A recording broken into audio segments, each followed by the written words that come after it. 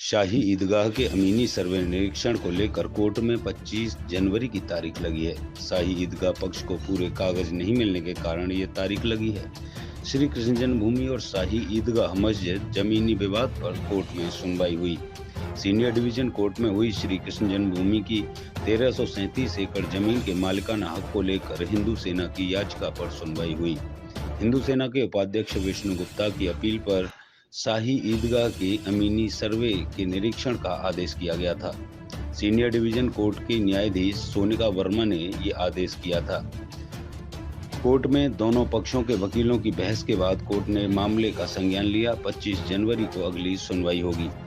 आज बाल कृष्ण किशोर देव जी की तरफ से जो मुकदमा फाइल किया था शैलेश दुबे जी ने विष्णु गुप्ता जी की तरफ से दाखिल किया गया था, उसमें हम है, पार्टी शाही मस्जिद है, सैनी सेंट्रल बोर्ड है और बाकी और पार्टीज बनाई गई थी। ये मुकदमा जब दाखिल किया गया था तो उस मुकदमे में उसी तारीख को, यद्यपि वो आदेश लेट हुआ था, लेकिन हम लोगों को बाद में पता चला कि ऑनरेबल कोर्ट ने उस मुकदमे को रजिस्टर करते हुए अमीन कमीशन के आदेश पारित कर दिए।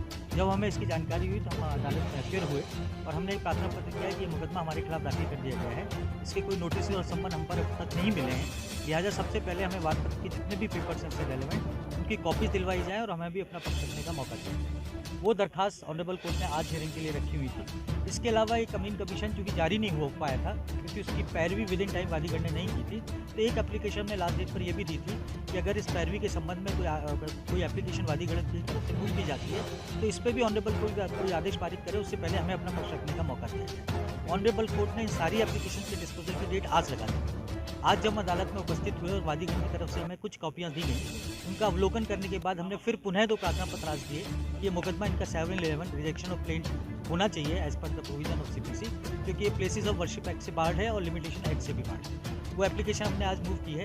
यद्यपि हमने डिफेंडेंट को कॉपीज दे दी हैं, उन्होंने उसमें ऑब्जेक्टिव का कोई समय नहीं मांगा है, केवल विशेष आपत्ति करके मेंशन कर दी है। और एक एप्लीकेशन इस बात की मूव की कि जो अमीन कमीशन का ऑनरेबल कोर्ट ने आदेश पारित किया था वो अगेंस्ट लॉ था।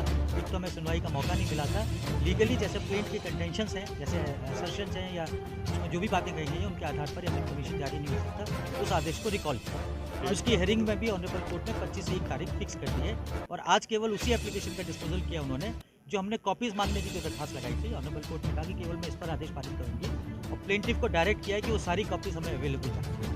उसके बाद 25 एक को हेयरिंग होगी जो भी एप्लीकेशन। कोर्ट ने कल से रवैया भी अपनाया नहीं, ऐसा कोई तल्ख रवैया नहीं था, उनका एटीट्यूड बड़ा पॉजिटिव था और कानूनन जो होना चाहिए उन्होंने वही किया। लीगली भी सबसे पहले अगर दूसरी पार्टी एफआईआर हो गई है तो कानून यही कहता है कि दोनों पक्षों को प्रॉपर्ली सुनवाई का मौका देने के बाद उसमें कोई आदेश किया जाना चाहिए या हियरिंग की जानी चाहिए। उसके अकॉर्डिंग ऑनरेबल कोर्ट ने जो आदेश पारित किया है बिल्कुल सही। आपत्ति नहीं है। आपने क्या बात लगाया उसमें, क्या सुनवाई हुई? आज कृष्ण जन्मभूमि ईदगाह वाले प्रकरण में माननीय न्यायालय सिविल कोर्ट सीनियर डिवीजन 3 में सुनवाई हुई। उसमें आज सुनवाई के दौरान मुस्लिम पक्ष और हिंदू पक्ष के अधिवक्ताओं में बहस हुई और माननीय न्यायालय ने दोनों पक्ष को सुना और 25 जनवरी की डेट लगाई है अगली सुनवाई के लिए। आज हमने भी एक प्रार्थना पत्र में दिया था कि माननीय न्यायालय वहाँ सुरक्षा व्यवस्था के लिए वहाँ जिले के अधिकारियों को रहना बहुत ज़रूरी है, क्योंकि मुस्लिम पक्ष कभी भी पत्थरबाजी कर सकता है अमीन जाँच के दौरान।